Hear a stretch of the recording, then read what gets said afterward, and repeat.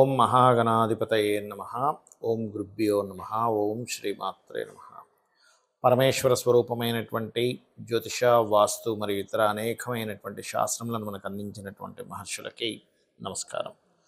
హయగ్రీవ హయగ్రీవ హయగ్రీవేతి యో వదేత్ తస్య నిస్సరతే వాణీ జహ్నుకన్యా ప్రవాహవత్. అరుణాం కరుణాతరంగితాక్షీం ధృతపాశాంకుశపుష్పబాణచాపాం అనిమాదిభిరావృతాం మయూఖైః అహమిత్యేవ విభావయే భవానీం. శ్రీమాత్రే నమః. ప్రేక్షకులకి లలితాంబిక అమ్మవారి యొక్క అనుగ్రహం పరిపూర్ణంగా కలగాలన్న స్ఫూర్తి కోరుకుంటూ, మనకి బుధగ్రహము ఆగస్టు 6వ తేదీ నుంచి 28 ఎండింగ్ అంటే ఆల్మోస్ట్ 29వ తేదీ వరకు వక్రించి కంబస్లో కూడా ఉంటున్నాడు. అంటే అస్తంగత్వ దోషంలోనే ఉంటున్నాడు మరియు వక్రించి ఉంటున్నాడు. బుధ రాశుల్లో కేతు ఉంటూ నీచబడ్డ శుక్రుడు కూడా బుధుడు రాశుల్లోకి వెళ్ళి ఉంటున్నాడు. కాబట్టి ఈ సమయంలో ఎటువంటి విషయాల పట్ల మనం జాగ్రత్త వహించాలి? ప్రధానంగా ద్వాదశ లగ్నాల వారు, లగ్నం తెలియని వారు రాశి నుంచి చూసుకోవచ్చు.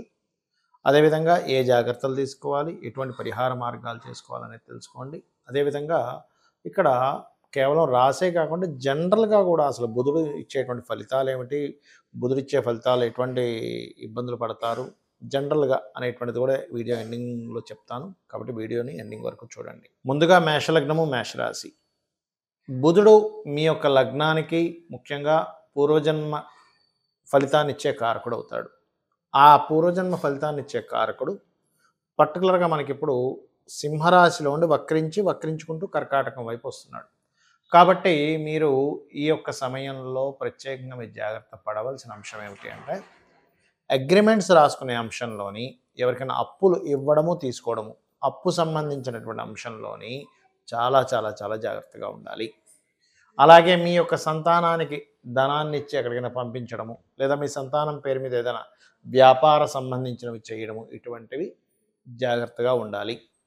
అలాగే మీకు ఈ మధ్యలో ఈ 6 నుంచి ఈ యొక్క 29 మధ్యలో ఒకసారి శుక్రుడు కూడా వెళ్ళి నీచ స్థానంలోకి వెళ్తాడు. కాబట్టి వివాహ నిర్ణయాలు, లేదా ఏదైనా ఇంటర్వ్యూకి వెళ్ళినప్పుడు, లేదా ఏదైనా ఒక పెళ్లి సంబంధం మాట్లాడుకునేటప్పుడు ఈ యొక్క అంశాల పట్ల కాస్త జాగ్రత్తగా ఉండాలి. ఒక్కొక్కసారి ఏమవుతుందంటే మిస్కమ్యూనికేషన్స్, బుధుడు ముఖ్యంగా కమ్యూనికేషన్స్కి కారకుడు. కాబట్టి మిస్కమ్యూనికేషన్స్ ఇవ్వడము ఇట్లాంటివి కలిగిస్తూ ఉంటాడు. ఏదైనా ల్యాండ్ పేపర్స్ కావచ్చు, ఈ డాక్యుమెంటేషన్ రిలేటెడ్ సంబంధించినవి కావచ్చు, ఎవరితోనైనా మెయిల్ పంపించడం కావచ్చు. మనం సరదాగా ఒక మాట అంటే అది ఇంకో రకంగా వెళ్తూ ఉంటుంది. మీరు జోక్ చేసినా సరే అవతల వాళ్ళు దాన్ని ఇంకో రకంగా ఫీల్ అయ్యి అటువంటి పరిస్థితులు వచ్చి దాని ద్వారా ఏదైనా శత్రుత్వాలు ఏర్పడము, లేనట్లయితే మధ్యవర్తిత్వంగా వెళ్ళి మీరు ఏదో సంతకం పెట్టి అవతల వాళ్ళకి ఏదో ఇప్పించడం ద్వారా ఇబ్బంది పడడం లాంటివి ఇస్తాడు బుధుడు ఇక్కడ. మరి దీనికి పరిహారం ఏం చేయాలి? మీరు ముఖ్యంగా గుర్తుపెట్టుకోండి, బుధవారం నాడు గోవులకి గోంగూర, గ్రాసము లాంటివి తినిపించండి. గ్రాసము ప్లస్ గోంగూర. అదేవిధంగా పెసలు దానంగా ఇవ్వండి వీలైనంత మటుకు.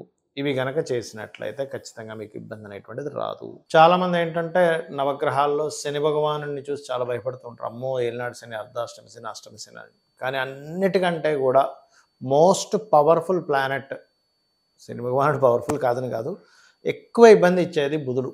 ఎందుకు ఏమంటే బుధుడు అంటే మన మీద అందరికీ బుధుడికి కోపం ఉందా అంటే కాదు. బుధుడికి పూర్వజన్మ కర్మను అందించేటువంటి పోర్ట్ఫోలియో వచ్చింది. అందుకే చూడండి, నోరు బాగుంటే ఊరు బాగుంది అంటారు, అవునా?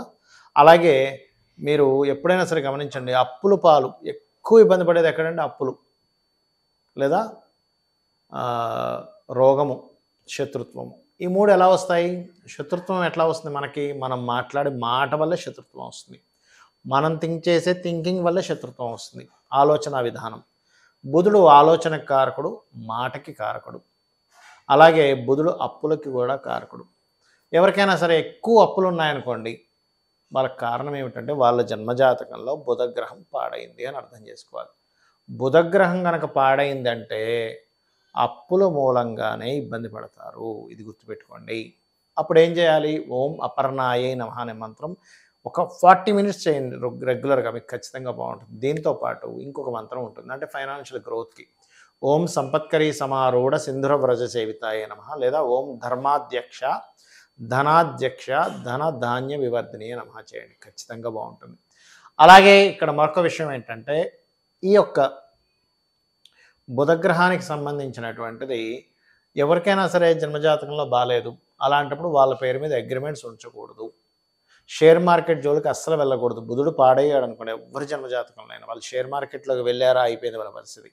Because of share marketing related సంబంధించిన వాటికి బుధుడు కారకుడు. బుధుడు ఎవ్వరి జన్మజాతకంలో అయినా లగ్నాధిపతి అయ్యి లేదా లగ్నంలో ఉండి మంచి పొజిషన్‌లో ఉన్నారంటే వాళ్ళు అపర మేధావులు అవుతారు. అందుకే చూడండి చాలా మటుకు మిథున లగ్నం వారు, కన్యా లగ్నం వారు మంచి అంటే వాళ్ళకి మిథున లగ్నం వాళ్ళకేంటంటే తెలివితేటలు బావుంటాయి. ఎప్పుడు కూడా నాలెడ్జ్ గెయిన్ చేసుకుంటూ ఉంటారు. కన్యా లగ్నం వారు మేనేజింగ్ ఎక్కువగా చేస్తారు. అంటే బుధుడు కనుక బాగున్నాడంటే మేనేజింగ్ స్కిల్స్ ఖచ్చితంగా పెరుగుతాయి. అందులో ఎటువంటి సందేహం లేదు. మరి ఈ బుధగ్రహం యొక్క శక్తి తక్కువగా ఉంది. చాలామంది ఏం చేస్తారు తెలియక బుధుడు తక్కువ నాకు లోలో ఉన్నాడంటే అందుకని నేను పచ్చబెట్టేసుకుంటా అంటారు. అది తప్పు. ఎప్పుడు కూడా బుధుడు పాడైతే ఆ రత్నం ధరించకూడదు. ఎందుకు? ఇప్పుడు చూడండి చిన్న ఎగ్జాంపుల్. ఇంట్లో మనం కొన్ని కూరగాయలు తెచ్చుకున్నాము. ఆ కూరగాయల్లో కొన్ని పాడయ్యాయి. పాడవగానే మనం ఏం చేస్తాం? పాడైన కూరగాయని తింటామా? అమ్మో పాడైందని పడేస్తామా? పాడేస్తాం. పాడైనటువంటి వస్తువు మనం తినకుండా పడేస్తాం. ఎందుకు? అది మన బాడీకి ఎఫెక్ట్ చేసే ఛాన్స్ ఉంటుంది. అలాగే ఏదైనా ఒక రత్నము పాడైనప్పుడు పెట్టుకోకూడదు. మరి ఏం చేయాలండి? మీరు ఒకటి గుర్తుపెట్టుకోండి. మీరు పెట్టుకోకూడదు కానీ దాన్ని దానంగా ఇవ్వచ్చు. అంటే అలాగా మీ ఇంటికి దగ్గరలో ఏదైనా ఆలయాల్లో ఏదైనా ఉత్సవాలు జరుగుతున్నాయి, ఏదైనా హారం తయారు చేపిస్తుంది, అప్పుడు పచ్చని పెట్టి హారం తయారు చేపించి ఇవ్వండి. అన్ని డబ్బులుంటే ఒకవేళ అన్ని డబ్బులు లేవు అనుకునేటువంటి వారు మీరు ఏం చేయొచ్చంటే బుధగ్రహం దగ్గర దీపారాధన చేయండి. చాలా సింపుల్గా. లేదా పెసలు దానంగా ఇవ్వండి. గ్రీన్ కలర్ వస్త్రంతో బుధవారం నాడు కేజింబావు పెసలు దానంగా ఇవ్వండి. గోవులకి గ్రాసము మరియు గోంగూర, ఆకుకూరలు లాంటివి తినిపించండి. బుధుడు బాగా పాడయ్యాడు మీ జన్మజాతకంలో. మీరు పెసరపప్పుతో సంబంధించినవి తక్కువగా తింటూ ఉండండి. గ్రీన్ కలర్ వస్త్రాలు ఏదైనా ఇంపార్టెంట్ విషయాలకు వెళ్ళినప్పుడు వేసుకోకండి. ఇవి చాలా ముఖ్యంగా పాటించాలి. ఎందుకంటే మనందరికీ కూడా చూడండి మనకు ఎప్పుడైనా ఏదైనా ఒక సిచ్యువేషన్ మనకు ఫేవర్‌గా మారింది అంటే మనం మాట్లాడిన మాటే. ఏదైనా మనకి సిచ్యువేషన్ అన్‌ఫేవర్‌గా మారింది అంటే మనం మాట్లాడిన మాటే. రిలేషన్స్‌కి బుధుడు కారకుడు. అప్పులకు బుధుడు కారకుడు. నర్వస్ సిస్టమ్‌కి బుధుడు కారకుడు. మన స్పాంటేనియస్‌నెస్‌కి బుధుడు కారకుడు. మధ్యవర్తిత్వం ఉండడానికి బుధుడు కారకుడు. బంధువర్గం దూరం అవుతున్నారు. బంధువర్గంతో చాలా గ్యాప్స్ వస్తున్నాయంటే బుధుడు పాడై ఉంటాడు. ఎందుకంటే బుధుడు బంధువులకు కారకుడు, మేనమామకు కారకుడు, బావకు కారకుడు, బావమరిదికి కారకుడు, బిజినెస్‌లకు కారకుడు. ఎవరికైనా బుధుడు బాలేడు మీ పేరు మీద బిజినెస్ చేయకండి దయచేసి. ఎందుకంటే మీ పేర్ల మీద బిజినెస్ ఉంది, బుధుడు పాడయ్యాడంటే అయితే ఇక్కడ క్వెషన్ ఏంటంటే పాడవడం అంటే ఏంటని చాలామందికి అర్థం కాదు. అదేమిటి అంటే బుధగ్రహం గనక పాపకత్తిరిలో ఉన్నా, బుధరాశిలో మరో 2 పాపగ్రహాలున్నా ఆ యొక్క మహాదశ గాని, ఆ యొక్క గ్రహం గాని పాడవుతుంది. పాపగ్రహాలంటే ఇన్ సెన్స్ నీచబడ్డ కుజుడు కావచ్చు, అంటే కుజుడు కావచ్చు, శని కావచ్చు, కేతువు కావచ్చు. ఇలాగా ఏదైనా పోర్ట్‌ఫోలియో, బ్యాడ్ పోర్ట్‌ఫోలియో ఆ బుధగ్రహానికి గాని, బుధరాశులకు గాని వచ్చినప్పుడు ఏమవుతుందంటే, ఆ బుధగ్రహం యొక్క ప్రభావం నెగెటివ్‌గా వస్తుంది.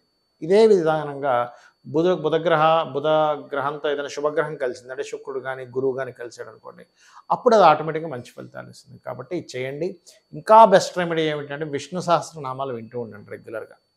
ఏదైనా తినేటప్పుడు కూడా మీరు క్రీమ్ అచ్యుత అనంత గోవింద అనుకుంటూ తినండి. ఎందుకంటే బుధగ్రహము మన బాడీలో స్మాల్ ఇంటెస్టైన్ రిలేటెడ్ సంబంధించిన వాటికి కూడా కారకుడవుతాడు. కాబట్టి బుధగ్రహం పాడైందనుకోండి వాళ్ళకి లోపల కూడా ఎలా ఉంటుందంటే గట్ రిలేటెడ్ సంబంధించిన ప్రాబ్లమ్స్ రావడము, గట్ హెల్త్ పాడవడము, అలాగే అరుగుదల ముఖ్యంగా రవి కూడా పాడయ్యాడనుకోండి, సింహరాశిలో ఉండే పాపగ్రహాలు పాడై రవి కూడా పాడైతే ఇబ్బంది వస్తుంది. కొంతమందికి బుధుడు రవితో కలిసి ఉంటాడు, బుధాదిత్య యోగం అంటాడు. అలాంటప్పుడు వాళ్ళకేంటంటే వాళ్ళు మాట్లాడేటువంటి మాటల్లో కానీ అంతా కూడా హుందాతనం కనిపిస్తూ ఉంటుంది. ఆ రకంగా ఏంటంటే బుధగ్రహం మీకు బాగుంది అంటే ఈ మంచి ఫలితాలు వస్తాయి, పాడైందంటే ఈ ఫలితాలు వస్తాయి. దీన్ని బట్టి మీరు గుర్తిస్తూ ఎక్కువగా విష్ణు సహస్రనామాలు వినండి. ఓం అపర్ణాయ నమః మంత్రం చేసుకోండి. శివుడికి బిల్వంతో మీరు అభిషేకం చేయండి. ఖచ్చితంగా మీకు బుధ అనుగ్రహం కలగడం వల్ల పూర్వజన్మ కర్మ తొలగుతుంది. రిలేషన్స్, ధనము, అప్పులు తీరిపోవడము, ధనం బాగా కలిసి రావడము, వ్యాపారాల్లో బాగా కలిసి రావడం జరుగుతుంది. ఇది పాటించి మీరు అమ్మవారి అనుగ్రహాన్ని పొందాలని కోరుకుంటూ శ్రీమాత్రే నమః.